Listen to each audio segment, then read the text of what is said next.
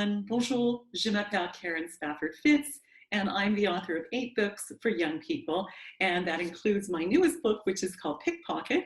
It's for people who are 12 years and older, and it was published in January 2021 by Orca Book Publishers of Victoria, BC. And that's a book I'm going to be telling you about today. And I also will just start by saying that this book is quite a departure for me, and I was really excited to write it, to get to work with Orca on this.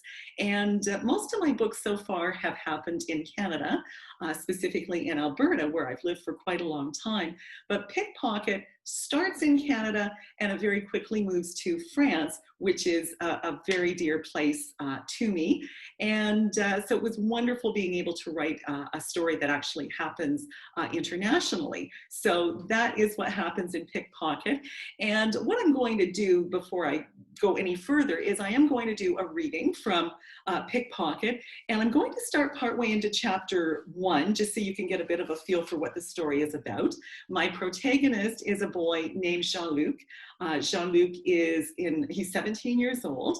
He just finished grade 11, and he's fallen into a bit of a downward spiral. His sister passed away a couple of years ago, and since then he has sort of fallen under the influence of some so-called friends who really are not very positive influences on his life, and it's wreaking a lot of havoc with his family.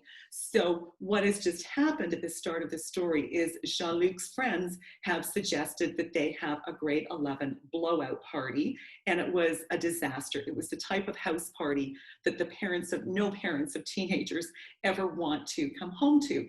And the place is damaged. There was a lot of alcohol consumed, lots of thefts, lots of people streaming through the house, loud music.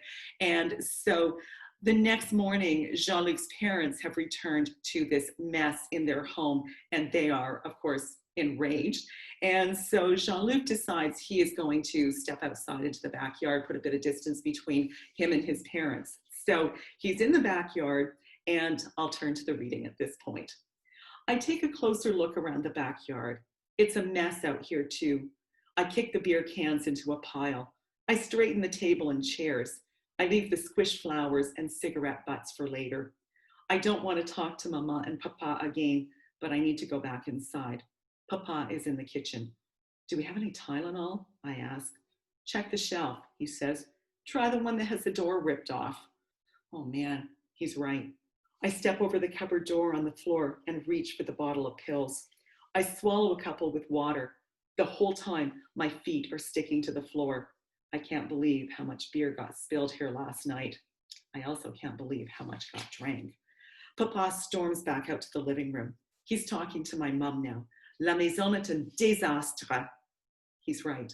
The house is definitely a disaster. Well, don't say that like it's my fault, Mama says. You know I don't like those new friends of Jean-Luc's any more than you do. I clench the glass even tighter. I'm tempted to ring up Anisha and Colin, Papa says. The way they ditched Jean-Luc after Lena took sick? Took sick? To hear Dad talk, you would think my sister had had a sore throat, not leukemia. And now he wants to call Anisha and Colin? That's not going to happen.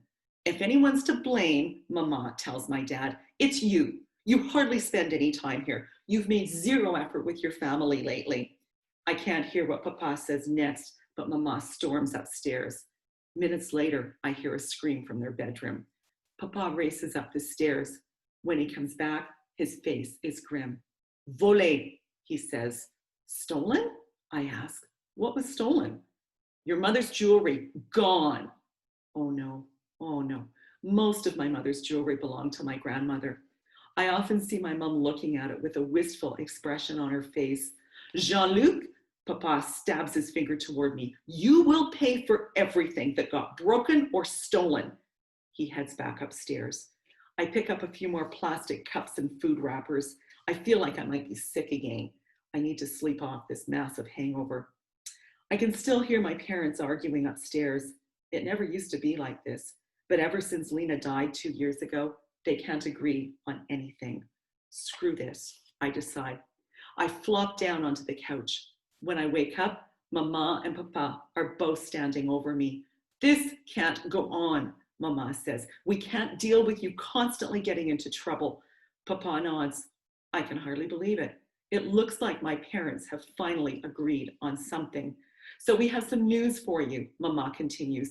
You're going to go work for your great uncle Henri. What? Who is Henri? I'm trying to make sense of this, but I don't even know him, is all I managed to say. That doesn't matter, Mama replies. He has agreed to hire you to work at his shop for the summer.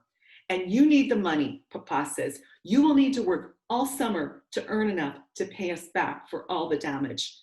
For the whole summer? I'm still trying to clear my head. Wait a minute, hold on. Is this the old guy who lives in France?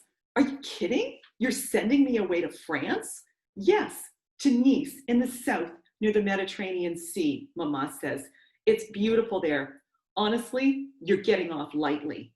I just bought your plane ticket online, Papa adds. You did what? This is all happening too fast. You leave tomorrow morning. Mama rolls a suitcase toward me. Start packing. So things happen very quickly from there, and before Jean-Luc knows it, he has arrived in France with his uncle Henri, and it's hitting him that he's far from home, far away from his friends for the summer, and he's not too happy, and he's stewing about all those things as he's walking along the Mediterranean Sea, and he's annoyed about all of this, but then something happens. A pretty young girl bumps into Jean-Luc, and he starts to think, you know what, maybe this summer won't be so bad after all. You know, they have a little conversation, and he's kind of encouraged about how this summer's going, until he realizes that this same young girl has stolen his wallet. So Jean-Luc is angry at the beginning, but then he does cross paths with Selena before too long once again, and that's when he learns that her situation is really quite dire. And I'm not going to say anything more about the book because I'm a little afraid I might give away some spoilers, and I don't want to do that. But I will say that so far I am thrilled that Pickpocket has had quite a warm reception. CM Review out of the University of Manitoba gave it a highly recommended rating, and Kirkus said it is an accessible, engaging tale of redemption where the vivid setting of Old Nice is its own character. And I love that because Old Nice is very dear to me. It's one of those places I felt connected to from when I first arrived, and I hope that you will check out Pickpocket either at your local bookstore or maybe at your public library. And if you have a moment, an honest review would be really helpful as well. And I also hope that someday we all find ourselves in Old Nice, either in the pages of a book or in real life. And if that happens, if you actually find yourself there and you run into Jean-Luc riding his uncle's Vespa, or maybe a young girl flitting around the promenade, possibly stealing wallets, please tell them bonjour for me, and do keep your eye on your wallet, okay? Thank you, merci beaucoup, until we meet again, à la prochaine.